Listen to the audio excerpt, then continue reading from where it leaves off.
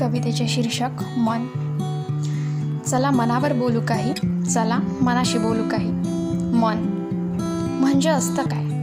विचारांचं एक छोटंसं गाव, ज्यात असतं प्रेम, ओढ, जिव्हाळा, आपुलकी, तिरस्कार, सहानुभूती, सांत्वना आणि बरंच काही. आता यांना भावना म्हणा किंवा मनाचे विचार आहेत तर ते एकच.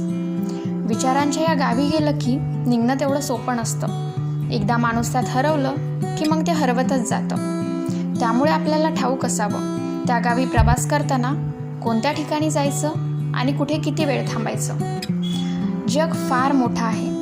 इतरांना शोधताना गर्दीत आपण स्वतःला तर हरवणार नाही ना, हे देखील कळले पाहिजे. विचारांच्या या गर्दीत हरवून जाण्यापेक्षा त्या विचारांवर एकदा विचार करायला शिकले पाहिजे.